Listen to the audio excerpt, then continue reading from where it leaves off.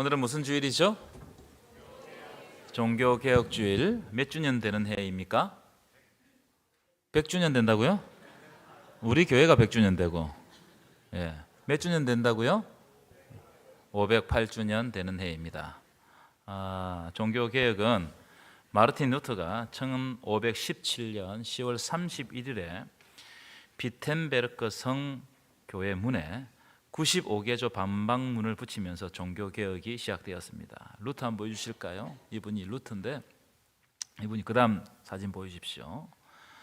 이게 성당 정문입니다. 이 정문 앞에 95개조의 방반문을 붙이면서 종교개혁이 시작되었습니다. 이 방반문의 핵심은 뭐냐? 한번 따라합시다. 복음으로 돌아가자. 하나님의 말씀으로 돌아가자. 이게 방반문의 핵심이에요. 제가 종교개혁주일마다 항상 강조하는 말씀인데, 우리가 일반적으로 종교개혁에 대해서 생각할 때 종교개혁은 어떤 것을 뜯어 고치는 걸로 생각할 때가 많습니다. 예를 들어서 예배 형식을 고치고, 잘못된 전통을 고치고, 성직의 여러 가지 기능들을 고치고, 면죄부 판매했던 것을 비판하고, 교회 정치 제도를 고치는 것으로 이것을 종교개혁이다 이렇게 생각하는 경우가 많은데, 물론 그런 면도 있어요. 그러나 이것은 종교개혁의 본질이 아닙니다. 그럼 뭐가 종교개혁의 본질이냐? 종교개혁의 본질은 따라합시다. 돌아가자. 돌아가자입니다. 아두벤투스라고 하는데, 돌아가자 운동이 돌아가자. 그럼 뭐로 돌아가느냐? 5가지로 돌아가는 운동입니다. 5가지. 이 5가지를 여러분들과 나누도록 하겠습니다. 첫 번째, 한번 따라할까요? 사도들의 신앙으로 돌아가자. 사도들의 신앙으로 돌아가는 겁니다. 이 사도들의 신앙으로 돌아가자는 말은 신앙의 본질로 돌아가자는 말과 똑같은 의미예요. 신앙의 본질로 돌아가자는 겁니다. 이 사도들은 어떤 사람입니까? 예수님의 제자들이죠. 예수님의 제자들은 예수님의 공생애를 경험했습니다. 예수님이 하신 말씀을 직접 들었어요. 그리고 십자가와 부활을 경험했고, 그리고 부활하신 예수님을 무엇으로 믿느냐? 하나님이라고 고백하는 사람들이 사도들이에요. 그래서 사도들이 예수 그리스도를 경험하고 고백했던 그 신앙으로 돌아가는 것이 바로 종교개혁이다. 사도들의 신앙으로 돌아가는 거예요. 그래서 오직 예수 그리스도 외에는 다른 길이 없습니다. 믿으십니까? 그분이 하나님이시고 그분이 우리를 구원하시는 구원자시다. 이 신앙으로 돌아가는 것, 이 신앙으로 돌아가는 것이 바로 종교개혁이라는 거예요. 두 번째, 어디로 돌아가느냐? 성경으로 돌아가자입니다. 성경으로 돌아가자. 성경으로 돌아가자는 말은 하나님의 말씀으로 돌아가자는 말과 의미가 똑같습니다. 한번 따라할까요? 솔라 스크립투라. 라틴어예요. 한 번 더 따라합시다. 솔라 스크립투라. 자, 솔라 스크립투라는 무슨 말이냐면 오직 성경이라면, 오직 성경. 이 종교개혁의 구호 중에 아주 중요한 구호입니다. 왜 이런 구호가 나왔느냐 하면은, 오랜 세월 동안 중세 로마 가톨릭 교회는 교황의 권위와 로마 가톨릭 교회의 전통을 성경의 권위보다 더 중요하게 여겼습니다. 성경의 권위가 교황의 권위 아래에 있었어요. 그래서 로마 가톨릭 교회에서는 교황이 무슨 말을 했는가, 이건 굉장히 중요한 문제였습니다. 그리고 가톨릭이 지금까지 지켜온 전통을 지키는 거, 이걸 너무너무 중요하게 여겼어요. 그러니까 하나님의 말씀, 성경은 항상 뒷전으로 치부되었습니다. 그래서 개혁자들은 교황이 무슨 말을 했느냐, 이것이 우리의 삶의 기준이 되면 안 된다고 주장했습니다. 그럼 뭐가 기준이 되어야 되느냐? 성경이 지금 이 시대에 우리에게 무슨 말씀을 하고 있는가? 이것이 바로 우리 삶의 기준이 되어야 된다는 거예요. 그래서 성경으로 돌아가자, 하나님의 말씀으로 돌아가자, 이것을 주장했던 거예요. 여러분, 성경으로 돌아가시기를 축원합니다. 그래서 루터가 종교개혁을 하면서 중요하게 여겼던 작업이 뭐냐면은 성경 번역하는 일을 너무너무 중요하게 여겼습니다. 자신의 모국어 독일어로 성경을 번역했습니다. 지금 보시는 사진은 루터가 번역을 하고 인쇄한 그 당시 성경입니다. 그 당시 루터가 번역을 하고 난 다음에 인쇄했던 이제 것들을 잘 보관을 하고 있는데요. 이런 번역 성경, 모국어로 된 번역 성경이 나오기 전에는 중세 로마 가톨릭 교회에서는 어떤 성경만 사용하게 했냐면은 라틴어로 된 성경만 사용하게 했어요. 라틴어로 된 성경. 이 라틴어는 어떤 언어냐면은 고대 로마의 언어예요. 그러니까 이미 그 당시에도 라틴어를 사용하지 않았습니다. 몇몇 사제들만 라틴어를 아는 거예요.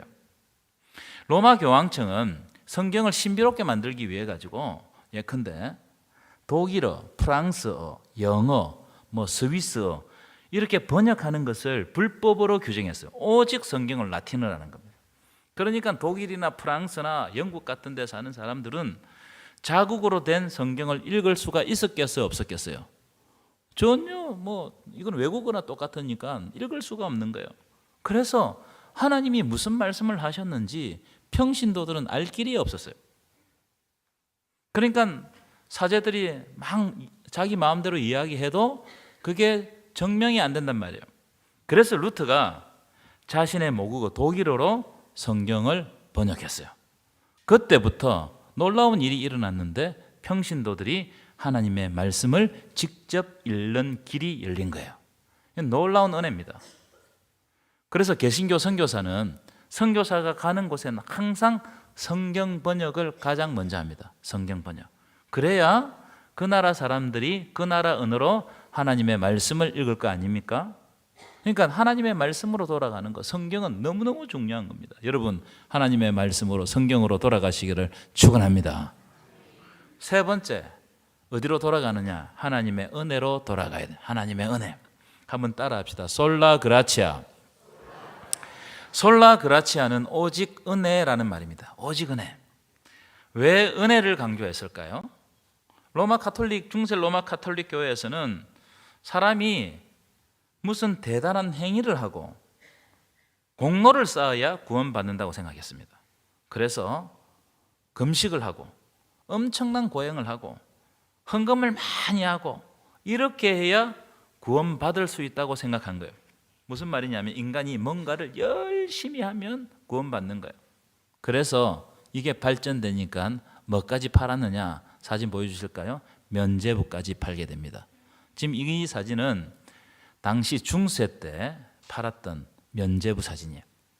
면죄부는 한마디로 말하면 죄를 사해해 준다는 표 아니겠습니까? 즉 도장을 딱 찍어 당신의 죄가 사해졌다. 또는 여러분들의 조상의 죄가 사해졌다. 이것만 구입하면 구원을 얻는단 말이에요. 이 면죄부를 아주 값비싼 값에 팔았습니다. 한마디로 뭡니까? 돈 내고 구원 얻는 거예요. 돈 내고. 그 다음 사진 보여주시면 요한 테첼이라는 아주 유명한 우리 개신교로 말하면 부흥 강사쯤 될 겁니다. 이 사람은 독일 출신 로마 가톨릭 사제였는데 신부였습니다. 이 사람이 이 면죄부를 판매하는데 1등이 1등. 이 사람 때문에 종교개혁이 일어났다고 해도 과언이 아닐 정도로 이 사람이 곳곳에 돌아다니면서 설교를 하는 거예요. 그 설교의 중심 내용이 뭐냐면은 동전이 헌금함에 떨어져 소리를 내는 즉시 연옥에 있는 영혼이 천국으로 튀어오른다고 그렇게 설교했어요. 그러니까 성경을 읽지 않으니까 그게 사실인 줄 알았어요. 그러니까 어떻게 자기 재산을 다 팔아 어떻게 합니까? 면죄부를 사는 거예요. 말도 안 되는 설교를 해도 그 설교가 잘못됐는지를 알지 못하는 겁니다. 그럼 성경은 어떻게 우리들에게 가르치고 있는가? 자, 에베소서 2장 8절 9절 보실까요? 중요한 구절입니다. 함께 읽겠습니다. 시작. 너희는 그 은혜에 의하여 믿음으로 말미암아 구원을 받았으니 이것은 너희에게서 난 것이 아니요 하나님의 선물이라.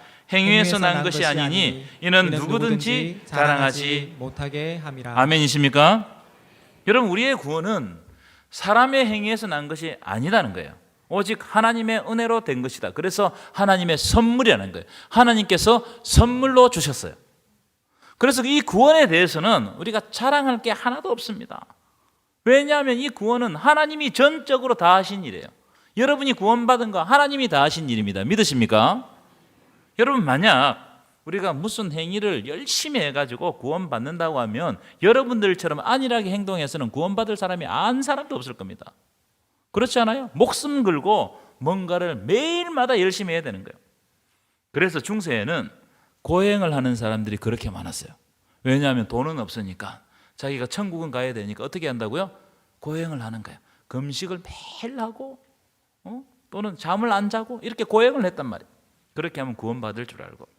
여러분, 오직 하나님의 은혜로 구원받는다는 사실을 믿으시기 바랍니다. 구원은 하나님께서 선물로 주셨어요. 여러분들에게 선물로 주신 줄 믿습니다. 네 번째, 어디로 돌아가자 운동이냐 하면은 믿음으로 돌아가자 운동입니다. 한번 따라 합시다. 솔라피데. 솔라피데. 솔라피데는 오직 믿음이라는 뜻입니다. 오직 믿음은 오직 은혜와 함께 종교개혁의 가장 핵심 기둥이자 복음의 심장과도 같은 말씀입니다. 앞에서 말씀드렸지만 중세 가톨릭 교회는 사람의 공로, 즉 행위를 매우 중요하게 생각한다고 말씀드렸죠. 그래서 면죄부도 사야 되고 고행도 해야 되고 헌금도 많이 해야 되고 어떤 종교적인 공로를 세워야 된다고 이렇게 강조했습니다. 루터도 마찬가지였습니다. 처음에 그런 생각을 가지고 있었어요. 루터는 가톨릭 신부였고 교수였습니다. 이 루터가 구원받기 위해서 어떻게 하느냐, 그 다음 사진 보여주시면 로마의 성지순례에 가서, 이 지금 보시는 사진은 로마에 있는 계단성당이라는 곳입니다. 계단성당. 지금 보시면 여러분들 사람들이 무릎을 꿇고 있죠, 그죠? 루터가 구원받기 위해서 무릎을 꿇고 이 계단성당을 수십 번 왕복합니다. 수십 번. 그렇게 하면 구원받을 줄 알았어요, 루터도.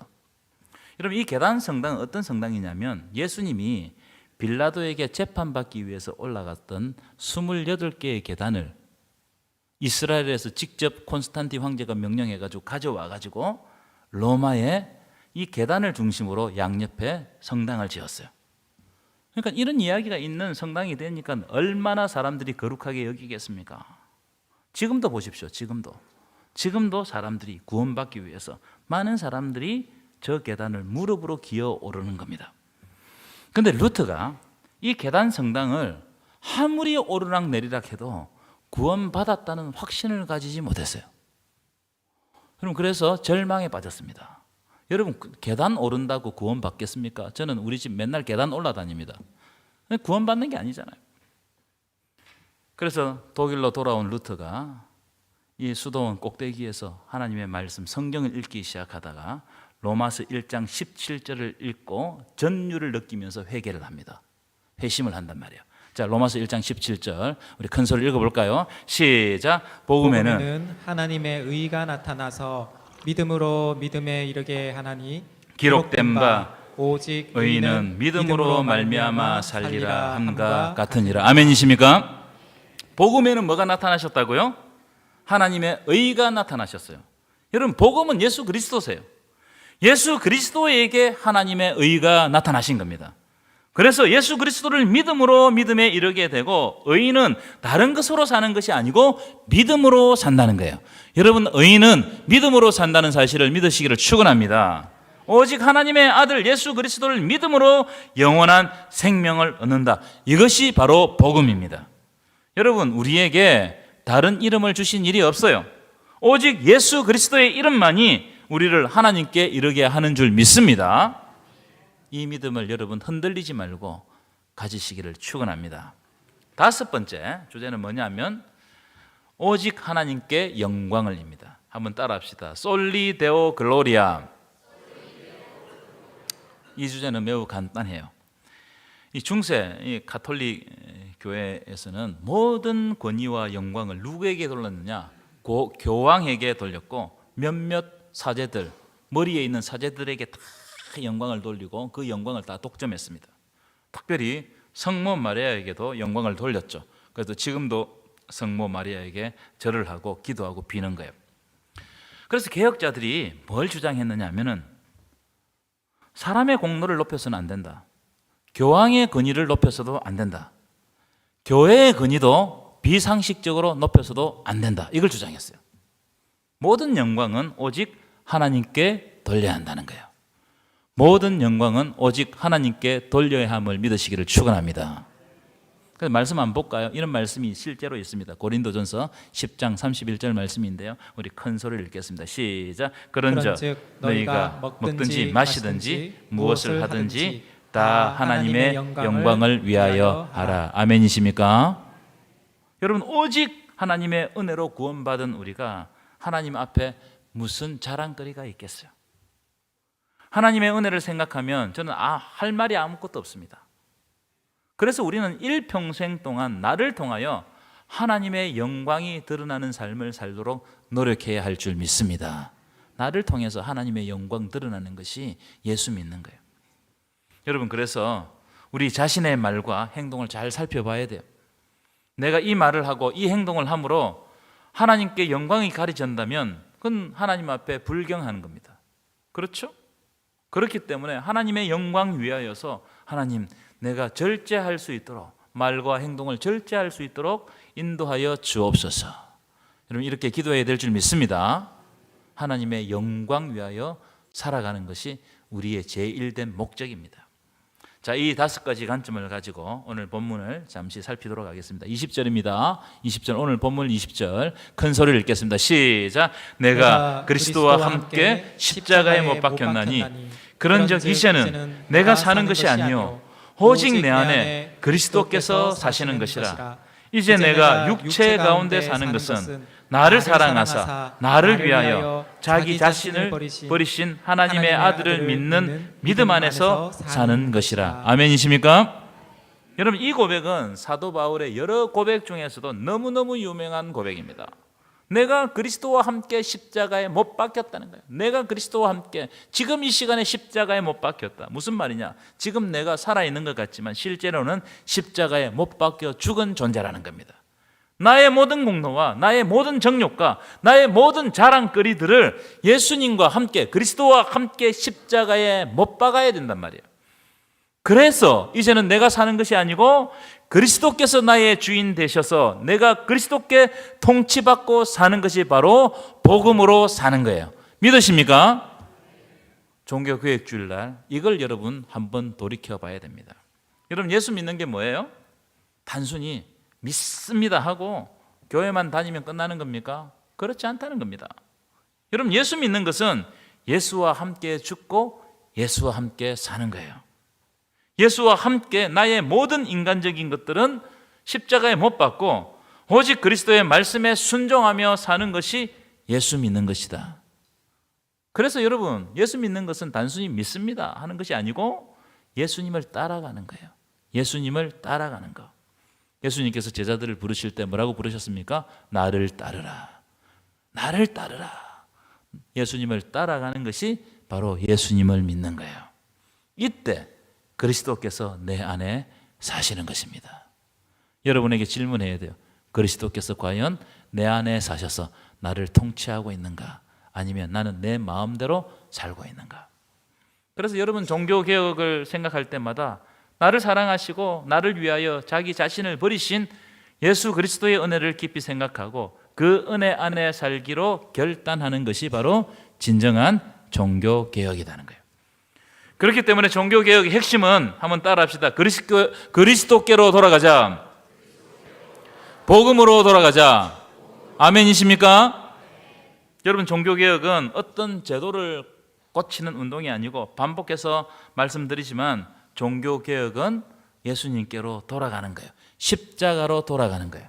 다시 말하면 내가 중심되는 삶에서 그리스도의 중심으로, 지금까지 내 생각이 기준되었는데 이제는 성경이 말하는 기준으로 살아가는 것, 그리고 내 공로를 앞세우는 것에서부터 오직 하나님의 영광이 드러나도록 삶을 살아가는 것, 이것이 바로 종교개혁입니다.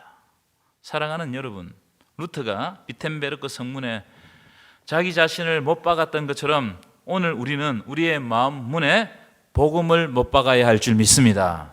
이제는 내가 사는 것이 아니고 오직 내 안에 그리스도께서 사시는 것이다. 이 고백이 여러분의 고백 되시기를 간절히 축원합니다.